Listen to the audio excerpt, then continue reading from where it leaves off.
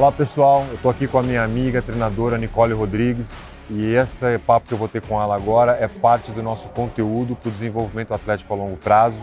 Então, como vocês puderam ver ou ainda vão poder acompanhar, a gente tem todo o material prático e também o material teórico das palestras. E esse papo tem como objetivo a gente poder discutir casos reais, ou seja, estudos de caso no qual ela vai poder explicar um pouco mais como é feito no dia a dia, para que você, treinador, possa ter uma ideia de algum modelo que você possa usar e como isso funcionaria na prática, ou seja, na realidade, como as coisas acontecem, sempre quando a gente tem o desafio de tentar integrar a teoria na prática.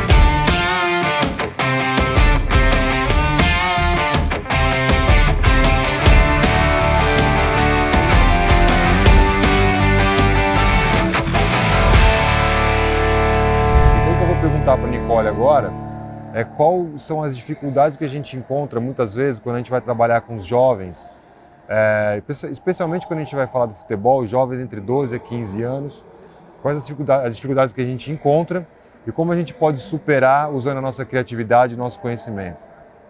So Nicole, the first question is, you've been working with youth for a long time and you know better than anybody else, the things that we usually want to apply on a daily basis, we can't, because most of the times we don't have the resources that we need. So what can you say for the coaches that are listening to us, how to overcome that? Yeah, having the limited resources is a challenge all across the world, and I think coaches need to understand what's the minimum effective dose, and you also have to understand what environment are you currently working in. Are you only doing pitch-based sessions? Are you able to come into the gym if there is a gym available? So first you have to understand, okay, what's the minimum that I have to do to make these improvements for the kids, and then start to identify, okay, when am I implementing my training? Is it at-home training, individualized, more player-led? Is it doing all pitch-based work because there's no gym culture, or are we able to do the basics in the gym? So that's going to be the first thing that you would have to identify is, okay, what's my situation and what's my environment? Sure. So with regards to being creative, because like having creativity is very important, but at the same time you don't want to be too creative to the point where training becomes chaos. It doesn't make sense. Yeah. It doesn't make sense, right? So Yep.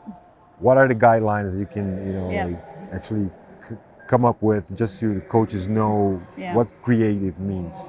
Yeah. So understanding that if you are doing, let's say, pitch-based work only or primarily, there's no gym work or access to the gym. So let's just say I'm working on the pitch and that's all I'm doing. I think it comes down to understanding the basic training methodologies that you are applying for the sports that you're working with. And right now we're talking about football. So we understand that speed, agility, plyometrics will be a big form. So with that, it's more than just teaching, the mechanical aspects of, let's say, plyometric speed, but it's actually how you're implementing that. So that's going to be, for me, with youth athletic development, it's going to be looking at how we're creating a model for speed, plyometrics, agility that is more compete, teach, compete, because you can do speed work without any resources, but it's not about which speed drills you do, but how you're doing it with the youth athletes. So if you don't have any tools, that would be the first thing that I'm looking at is, okay, not what we're doing, but how we're doing it. So again, compete, teach, compete. And we do that in the form of partner-based games where we set the players up in an environment where it's competitive, because every coach wants to see a competitive environment in anything that you're doing. So that would be the starting point. And then depending on the age group that you're working with, that is going to depend on what kind of speed work, plyometrics that you're doing. So again, if we're looking at U12, We are going to be looking at primarily teaching U12 players how to stop, primarily because they're going through a particular time in their growth spurt where the growth plates in the knees are starting to develop. Yeah. So we have to make sure that we have a big focus on absorbing force, which I simply call how to stop. And we basically build that system around that general concept. So if you're on the pitch, then you're looking at, again, the how, but then when you're thinking about the gym and the weight room and you have minimal resources, so you have, a couple of dowel rods, a couple of medicine balls, well, that's going to be, right, something, but in this at U12, it's not about getting them hypertrophy, but it's about, as we talked about earlier, getting them comfortable in the environment, indoors, in the gym, because that's the thing that football players don't get a lot of exposure to is new environments. So the indoor gym setting is that new environment. So so it's all about understanding what environment you're working in. So you touch on speed, right? So every time you're thinking about like how to prepare a youth player to become a, let's say a physically, proficient professional soccer player, right? So it's difficult not to talk about strength qualities. And usually it's a hot topic among strength and conditioning coaches, how to improve strength qualities with youth, not only because of limited resources, but also because the methodologies should be different. Yep. Should be different in a way where, in a sense where you just can't apply the same exercises with no weight. Right. You have to be more creative than that. So what can you tell us, and also actually share with us any of your some of your experience with that and how to improve strength qualities where you don't have all the resources, but how to best use your knowledge in order to make that work? Yep. Strength qualities will be a primary driver because with youth athletes compared to a U18 player, there's a simple progression, right? We're thinking about how well they're moving. Can they get in certain positions, like a squat, a split squat, overhead, certain positions, right? Can they get in an acceleration position? Then you're looking at how much. So we're looking at this idea of volume and work capacity when it comes to both running-based work and gym-based work. Then you're looking at how hard it is with the intensity factor, load and acceleration. So volume always, like before intensity, right? Yeah. Especially for that age. For this age in particular. In particular, right. So that work capacity, that volume aspect is going to be critical because what's different about, let's say, a U12 player versus a U18 player is that the U12 player is going to learn with repetition. Yeah. Okay, they're going to learn and feel these different ranges of motion, right? Let's say 10, 12 times. So the volume piece is critical, and I think that gets missed. We see, right, a lot of volume being performed in the older age groups because maybe some organizations fear intensity, but for kids, it's a good thing. They need to be able to manage their body weight, and as we've talked about, different percentages of their body weight, so that when they're U16, 17, 18, asking them to manage intensity is actually quite simple. So the foundation from a strength perspective is volume. When we're thinking about the pitch-based work with speed, we can follow a similar mindset or methodology where we're thinking about, okay, how well are they moving? Which is going to be quite difficult around the U12 stage. We can start to manage the training volume because it's going to be the first thing that you have to change in a, let's say, U12 athletes program when they start experiencing growth-related aches, pains, and injury. Because if you don't manage the volume on the pitch, then you run the risk of having more severe injuries. So, hey, 1, 3 days, that's okay, maybe a week. But when a player is out for 28 days, which clinically is classified as a severe injury, I think us as professionals didn't do a good enough job managing volume on the pitch. But we can still have volume in the gym because it's different forces and different ranges of motion. Yeah. So when you talk about volume and intensity, and of course we're gonna, first we have to think about what kind of exercises can I use. Like it's mostly body weight with the, like the, 6 movement patterns that we most know, like squat, hinge, and all that, and lunge. So can you give us like a, framework of Yeah. what kind of movements do they perform, and how much? Yeah. A lot of this is going to be based on this idea of like understanding the basic movement skills. Like, as you said, being able to do all of the traditional patterns, right? Lower body push, pull, upper body push, pull, rotate.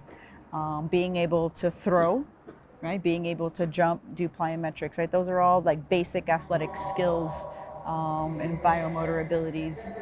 So, sorry, what was the question? Edit. No problem. About the movement patterns. So if the first thing to do would be like to get them proficient in movement patterns, and what kind of exercises would they use? Okay. Sorry. Okay. Essa parte é para editar, viu, essa gente, tá? So, but coming full circle and identifying, okay, what do we actually do? We're teaching them, as we already said, okay, how to manage their body weight in basic movements, pushing, pulling. But at this stage, because they're growing from the lower body first, then the torso grows in youth athletes, it's really important to focus on this idea of proximal stability. How we do it, it's up to you. But we know that the healthiest athletes that are able to run, turn, jump, have good stability and connection from shoulder to trunk, trunk to hip. Like we all know that concept. So in the gym, it's not about only, okay, can they have the movement proficiency, but it's also about, okay, can we start to really focus on this idea of connecting upper body to lower body via the trunk. So when I'm doing gym-based work with a U12 team, sure, they're learning how to do their push-ups, but it's also we're adding in different movements that are allowing them to challenge that proximal stability. So the most infamous one is something like a bear position, right? So they're in a 4-point position that has a lot of stability requirements, especially when you start to move single arm. So I'm teaching, okay, let's say they're doing a push-up, okay, so upper body push. Then I'm doing a more engaging activity with some partner-based resistance, where they're able to basically do a vertical pull in an engaging and resisted manner with no external load, such as barbells or dumbbells. Not that they're bad, but I want to make sure that we're creating an environment where they learn how to give and receive contact. So that would be some high-level points, but proximal stability is going to be that. I'm actually going to elaborate just to kind of give some more context. Sure. Because we're thinking of a running-based sport, okay? So when we're thinking of running really fast, especially when they get older, when we're thinking about striking or kicking or shooting, that's a tremendous amount of force going through the body. So with our senior players, we know that there's going to be this need to have balance of strength and torque in the hips. So the order of operation is hip extension, producing the most amount of torque in the body. Yep. Force. Hip flexion coming in second. Hip adduction coming in behind hip flexion. Then it's abduction, then internal external rotation. So if we know with adult athletes, mature developed athletes, that that's the way that the hips produce the most force, then when we're trying to get our young U12 players strong, we have to ensure that they're able to get in hip extension. So they have the range of motion, but then more importantly, do they have the strength? Yeah. So this is a much deeper topic, but it's all about understanding hip strength ratios, just the way that we respect this idea of percentage of 1RM and percentage of body weight. Yep. So with a performance or professional athlete, we're going to be looking at velocity-based training. But with the U12 athlete, we're thinking about, okay, how do you handle your body weight? If I weigh 50 kilos, 25 kilos is 50% of the body weight. By the time they're U15, can they perform 10 goblet squats at 50% body weight? If yes, check, boom, let's go U16 and start using more advanced methods. Okay, so that would be like some general guidelines for them in order to, before they hit the gym and we start like playing with percentages and all that. So there will be some guidelines that any coach can use, and it's safe, and it's going to work. Yeah. Like the kids are going to be stronger just by learning that, right? Yeah, and again, it's hip extension. There's no magic number, but hip extension is the baseline. So every young U12 player needs to have the ability to have hip extension. Okay, so they have to have extension of the foot, right, to be able to push, and they have to obviously be strong to extend the hips. And that can be done many different ways, right? Then we have to make sure that hip flexion is the research will say at least 10% behind the baseline number of hip extension ability.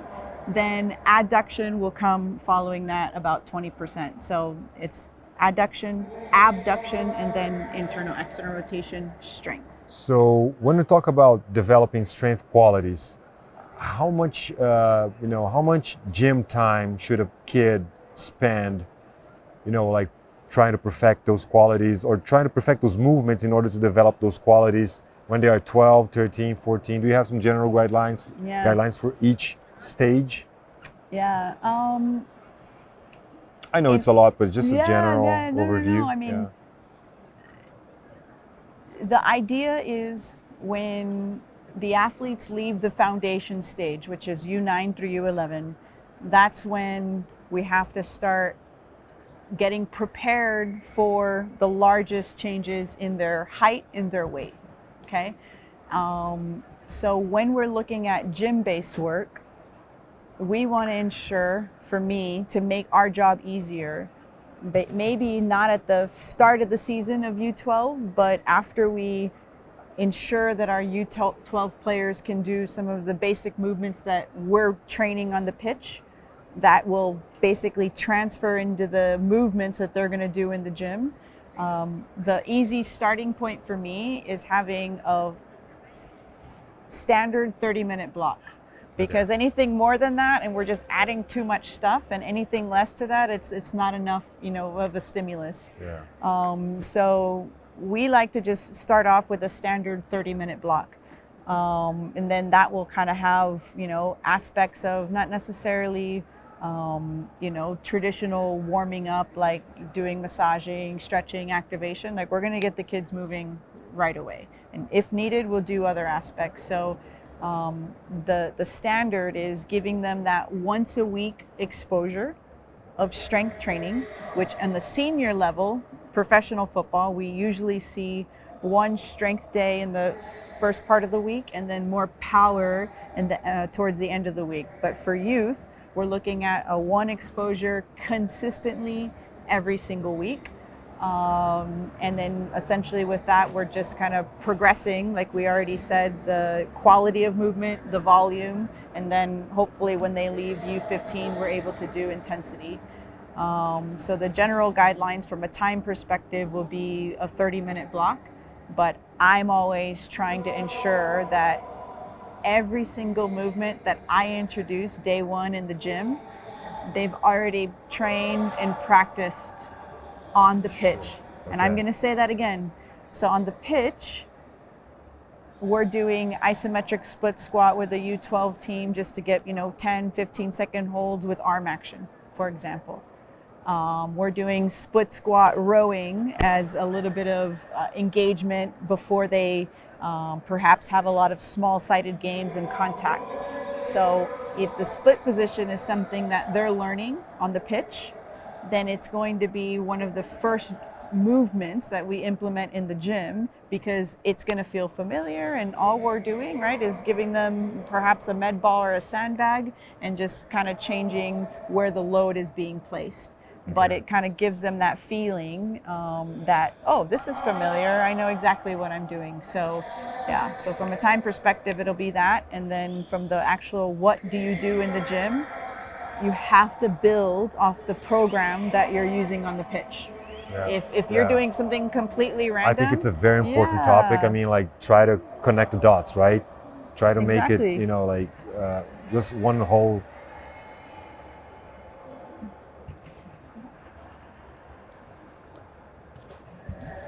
So try to connect the dots. Try to make like training on the pitch and training on the weight room be like a continuum.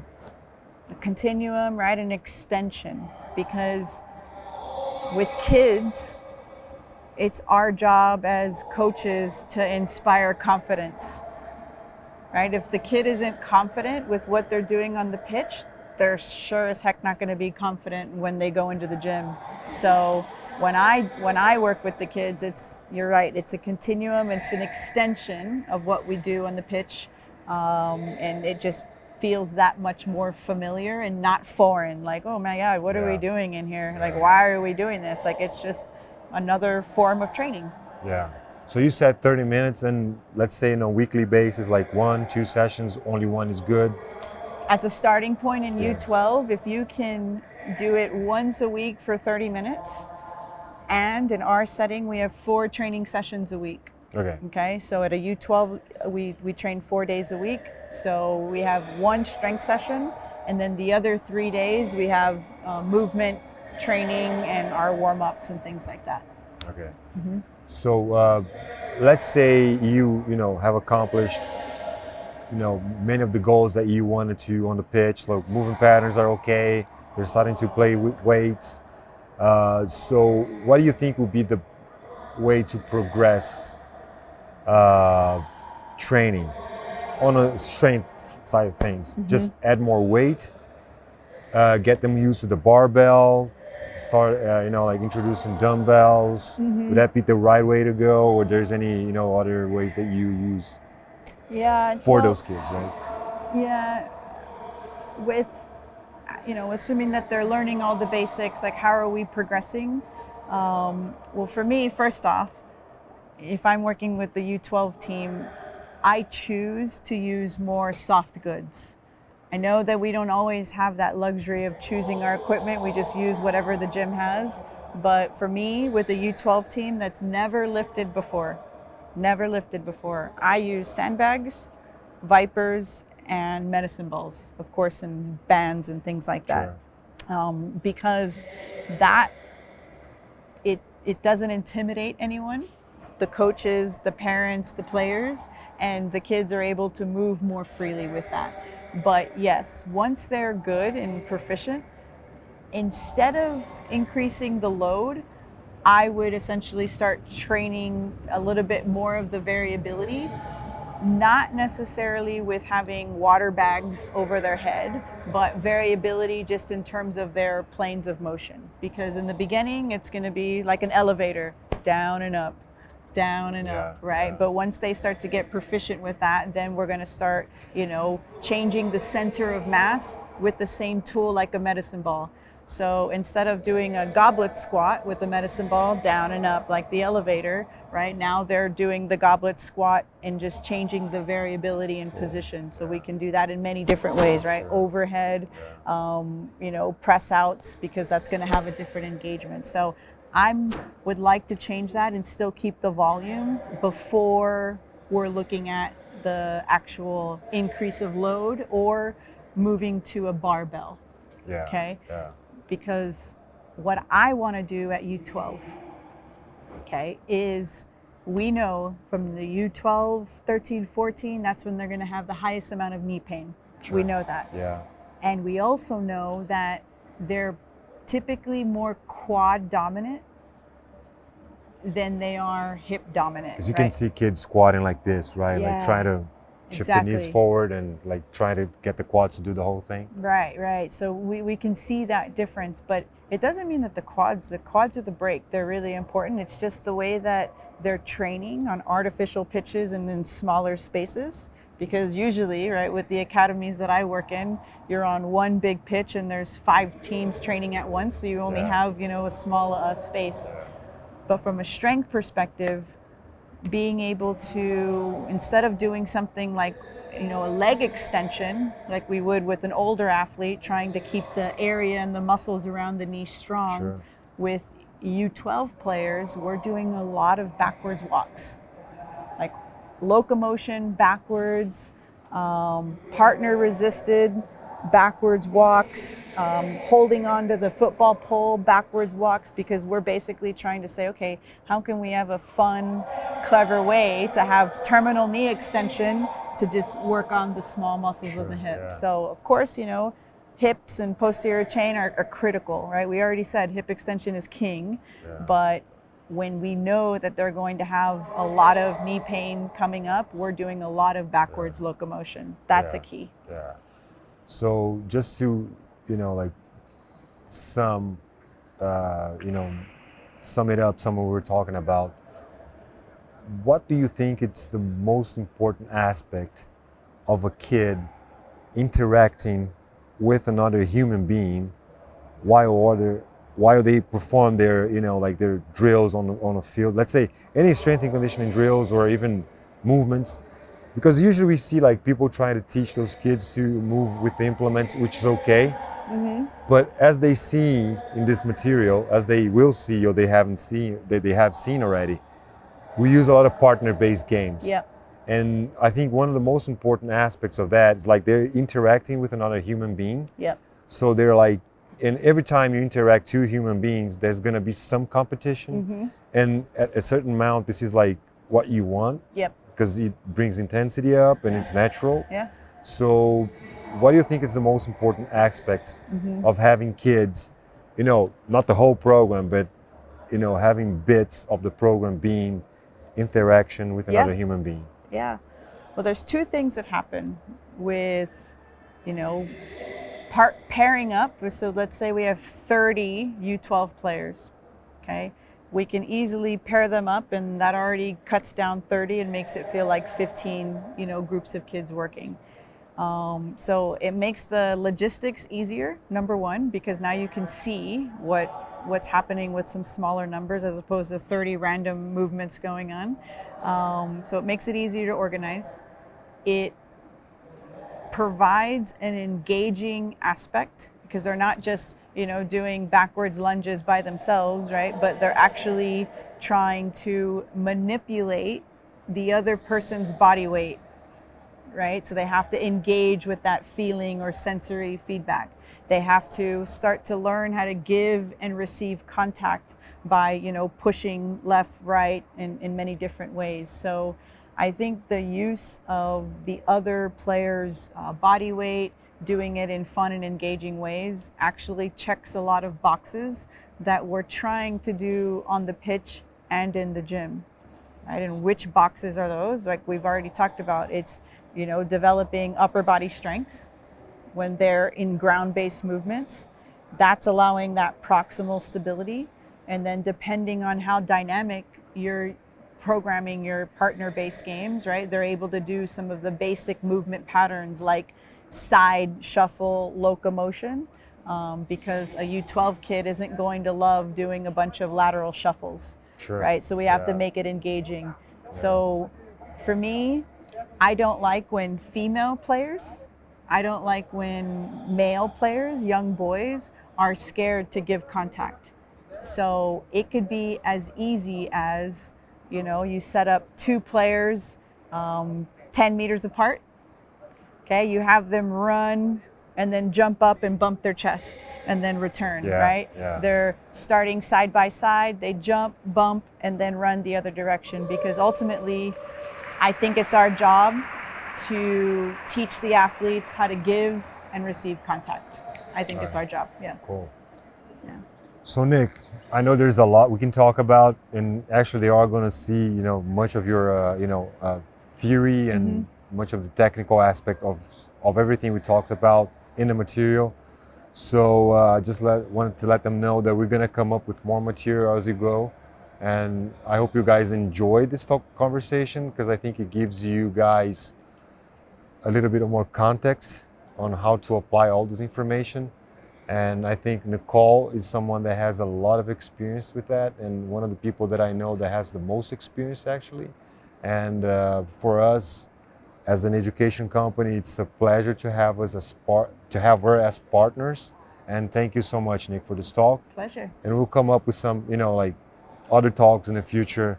And I hope that this material that we're producing right now will help coaches across the country to do a better job, as we've seen with the people that have already got in contact with this, this kind of approach to train younger kids, that they are like, oh, okay, now I can see, better ways that I can. And the differences, yeah. And you know what? It took a lot of pressure from them not to think about equipment, but also how to be creative with what they already have. Yep. Right? So thank you so much. Yeah, pleasure. Thank you for having me. Então, pessoal, mais uma vez, essa é parte do nosso conteúdo que vai ser parte do material que vocês estão vendo agora. E a gente, no futuro, vai ter muito mais vídeos e vai ter algumas coisas também que vão complementar as informações, porque elas continuam crescendo sempre.